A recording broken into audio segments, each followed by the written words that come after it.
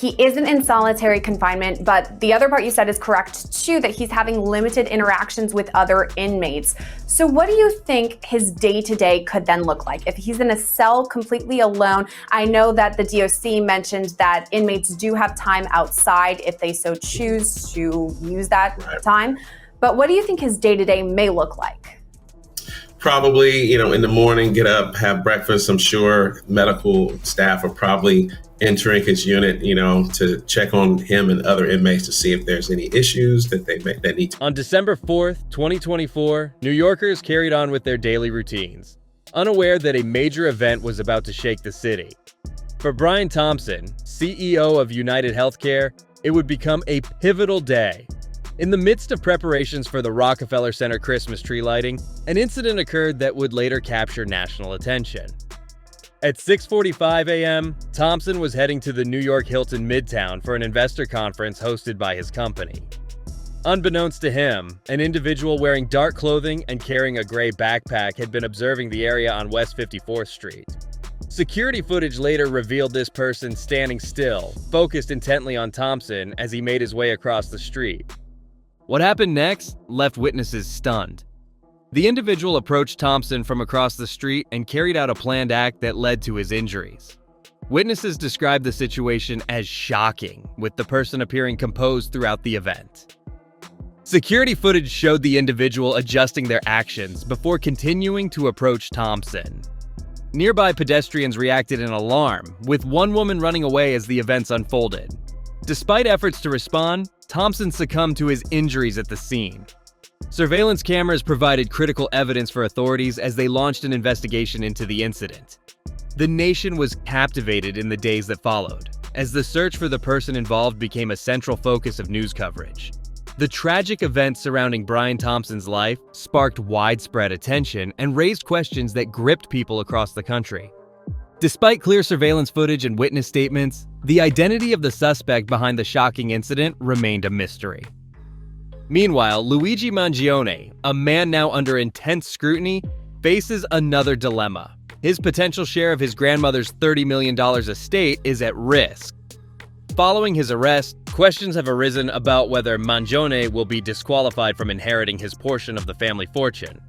Mary Mangione, Luigi's grandmother and the beloved matriarch of a sprawling family that includes 10 children and nearly 40 grandchildren, left her millions in a tightly managed trust. Her husband, Nick Mangione Sr., had built an empire spanning country clubs, radio stations, and nursing homes. While the trust was designed to benefit her children and grandchildren, there was a critical stipulation. Anyone with a felony charge, conviction, indictment, or guilty plea would be completely excluded. The will explicitly states, "It is my prerogative desire that the trustees particularly consider invoking their discretion to implement this section. If the felony is a common law felony, a statutory felony, the codification of a common law felony, a heinous felony, any felony involving an act against another person or property, or any drug-related felony involving the distribution or intent to distribute any type of drug or illegal substance." Luigi's father, Louis Mangione, is among the 10 children eligible to access the trust, but Luigi's own eligibility hangs by a thread. With the legal storm surrounding him, the family's multi-million-dollar inheritance is now shrouded in uncertainty. Will these strict conditions cost Luigi his place in the family's legacy? The trustees' decisions regarding the Mangione family trust are described in the will as conclusive, final, and binding. It goes further, emphasizing that the benefit of the doubt is not to be given to the individual. For Luigi Mangione, this could mean forfeiting his entire estimated share of the $30 million inheritance. With murder charges in one state and a slew of additional charges in Pennsylvania, his eligibility appears increasingly tenuous. In Pennsylvania, where Mangione was apprehended, he faces charges including forgery, carrying a firearm without a license, tampering with records or identification, and presenting false identification to law enforcement. Meanwhile, in New York, where United Healthcare CEO Brian Thompson was killed, Mangione faces 1 count of murder, 2 counts of second-degree criminal weapons possession, 1 count of second-degree possession of a forged document, and 1 count of third-degree criminal weapons possession. Despite these significant legal challenges and the stipulations in his grandmother's will, Mangione has spared no expense in assembling a high-profile defense team. Recently, he hired Karen Friedman Agnifilo, a former Manhattan prosecutor, to represent him in the New York case. If her name rings a bell, it's because she's married to Mark Agnifilo, the well-known defense attorney for Sean Diddy Combs.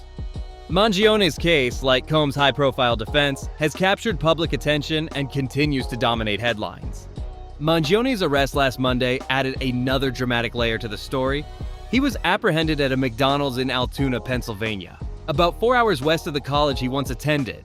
According to reports, the 26-year-old was quietly eating a hash brown at a table, his laptop and backpack by his side, when a customer recognized him and contacted authorities. The scene, unassuming at first, quickly became a pivotal moment in this increasingly complex and widely publicized case. A customer at the McDonald's quickly alerted an employee, who then called the police. According to the criminal complaint, officers knew almost immediately they had found their suspect. However, when asked for identification, Luigi Mangione handed over a New Jersey ID bearing the name Mark Rosario. When questioned about recent trips to New York, his demeanor changed. He grew silent and visibly shaken. Eventually, Mangione admitted his real name. When pressed about why he'd used a fake ID, he reportedly told officers, "I clearly shouldn't have." His backpack revealed a troubling cache of items: a black 3D printed pistol with a loaded Glock magazine, a 3D printed silencer, the fake New Jersey ID, which investigators say was also used to check into a New York hostel, and a handwritten note described by authorities as his manifesto. The note allegedly contained chilling statements such as, "I do apologize for any strife and trauma, but it had to be done," and "These parasites had it coming."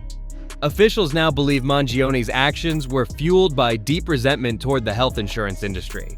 United Healthcare confirmed that neither Mangione nor his parents were insured by their company, but investigators suspect his grievances ran far deeper. NYPD Commissioner Jessica Tisch later revealed additional evidence against Mangione, bolstering the case against him.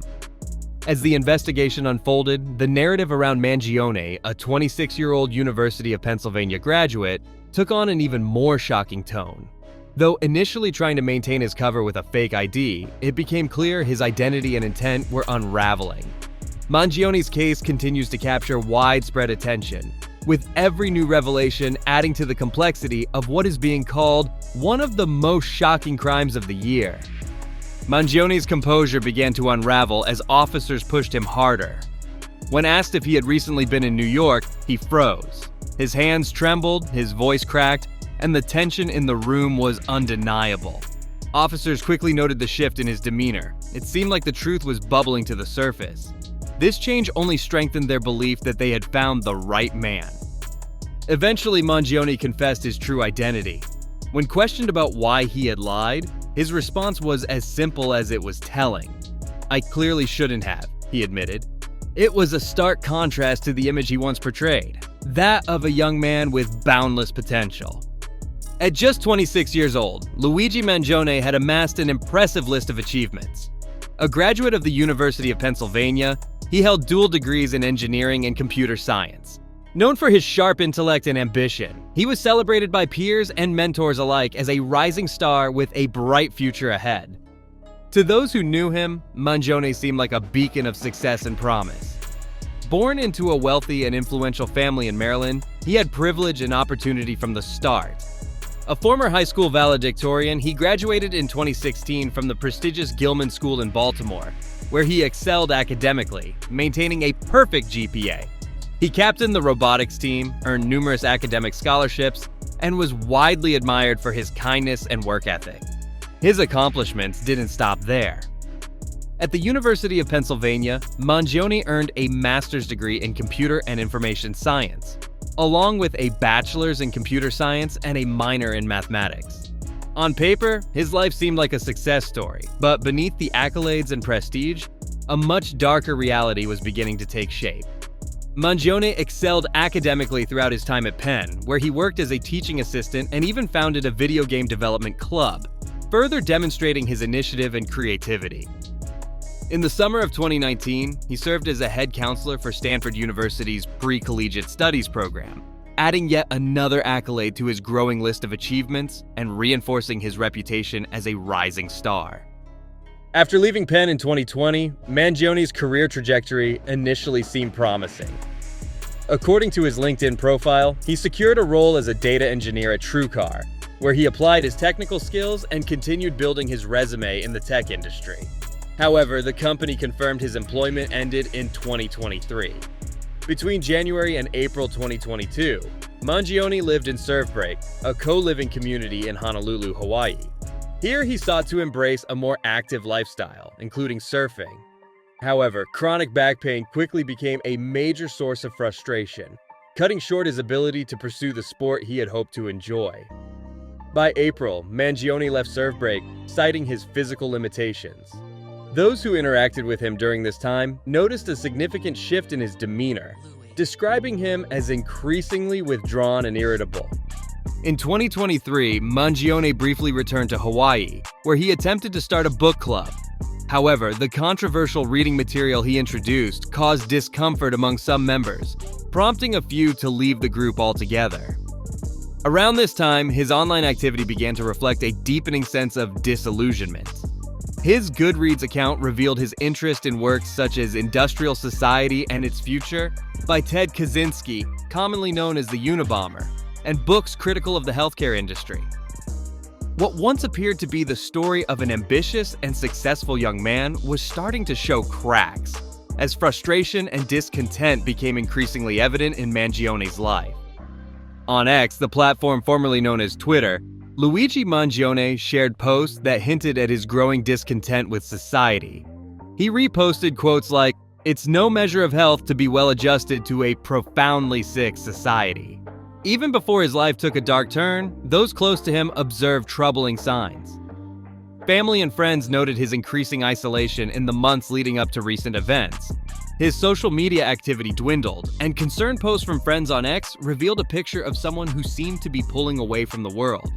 One post from October read, "Nobody has heard from you in months." Another from July pleaded, "I don't know if you're okay or just in a super isolated place and have no service, but I haven't heard from you in months." When Mangione was arrested, investigators discovered a handwritten manifesto that provided a glimpse into his growing resentment toward corporate America.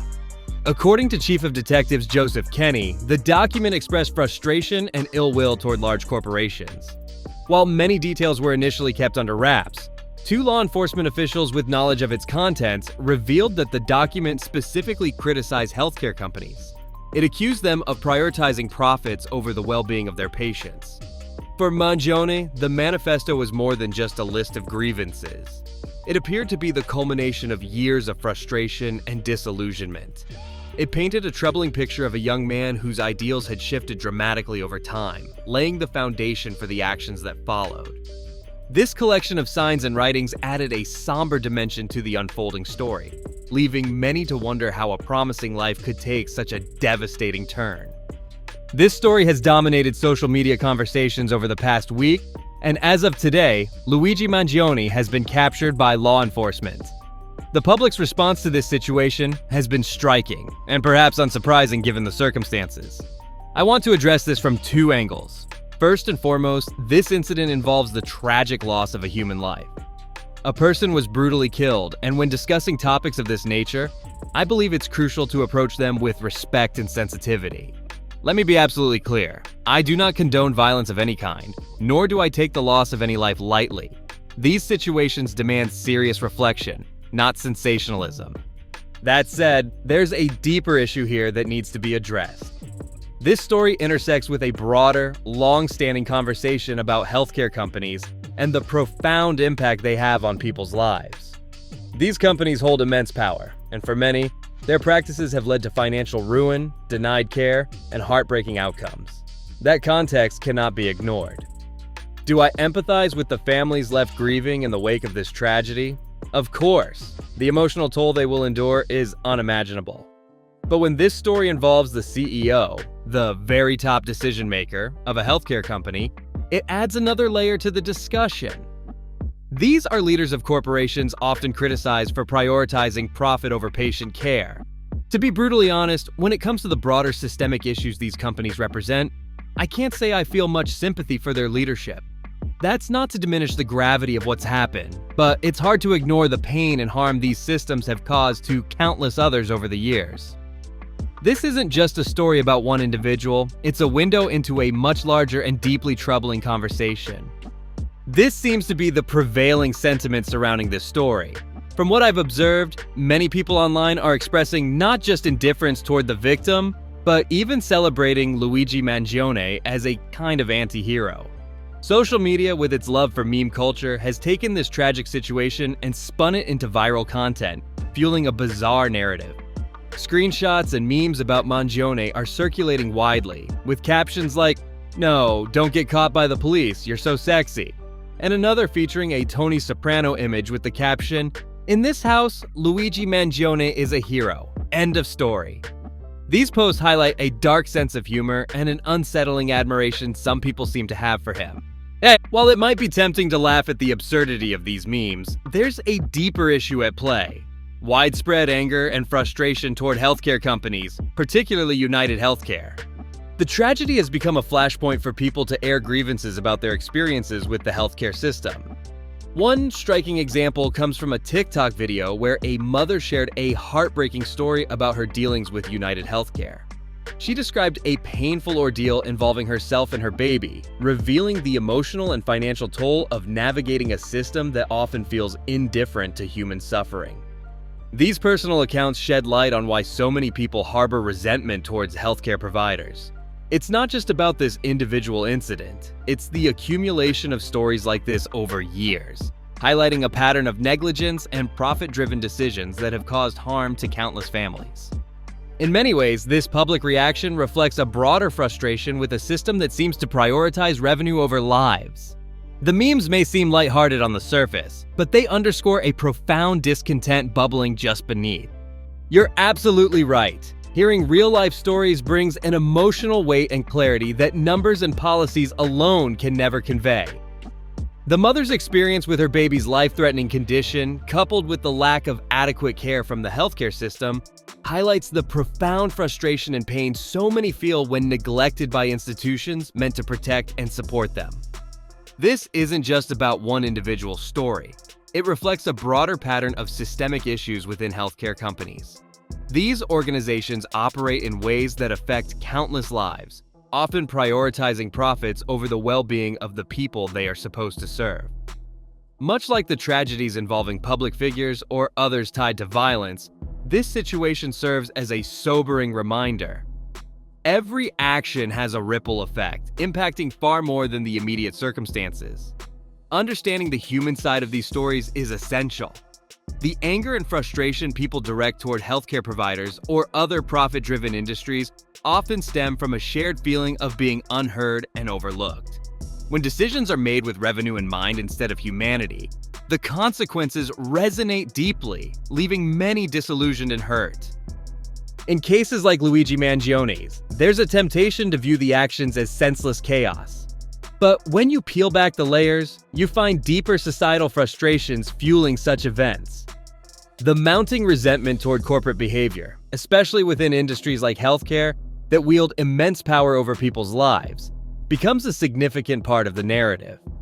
While nothing excuses acts of violence, understanding the larger forces at play, like systemic neglect and profit-driven decisions, can provide a more complete picture of the frustrations that drive individuals to such extremes. It's a stark reminder of the human cost behind these corporate systems and the urgent need for change. While the crime itself is inexcusable, it's crucial to examine the systemic issues that can push individuals toward extreme actions. When people feel trapped in systems that disregard their struggles, whether in healthcare, employment, or other areas, they can reach a breaking point where they believe they have no other options. This doesn't justify the crime, but it underscores the need for a broader conversation about the real-life impact of corporate decisions on everyday people. The human cost of these decisions often goes unnoticed until it boils over into moments of frustration or tragedy. One particularly concerning example is the increasing use of artificial intelligence in healthcare, specifically in the processing of insurance claims. Take, for instance, NH-Predict, an AI algorithm developed by Navi Health and later acquired by United Healthcare. This technology is designed to assess insurance claims and determine the necessity of care based on data inputs. While it's marketed as a way to streamline processes, the reality is that such systems can often prioritize financial efficiency over the unique needs of individual patients. The problem lies in how these algorithms make decisions. While they are efficient, they are not infallible. They rely on patterns and data that may not fully account for the nuances of each patient's situation. This has led to cases where critical coverage is denied based on an algorithm's recommendation, even when medical professionals argue that care is urgent and necessary. These decisions can have devastating consequences for individuals and families, leaving them to navigate life-threatening conditions without the support they desperately need. The growing reliance on AI in healthcare highlights a troubling shift, one where patient care can take a backseat to financial considerations, deepening the resentment many feel toward the healthcare industry. This example serves as a stark reminder of how technology, while powerful, must be used responsibly to ensure it serves people rather than profits, and how ignoring this responsibility can exacerbate the struggles faced by countless individuals. Such practices foster a cold, impersonal system, where profits are prioritized over the health and well-being of patients. This is one of the central criticisms of using artificial intelligence in healthcare. These algorithms, often developed without a human-centric approach, fail to account for the complexities and nuances of individual cases. The result? A growing distrust in AI's role, particularly when it comes to making critical, life-altering decisions about coverage and care. This system exemplifies how technology, when implemented without ethical oversight, can deepen existing problems in healthcare, leaving individuals even more vulnerable. Algorithms like NHPredict, designed to analyze health records and predict the duration of care, have sparked significant ethical concerns.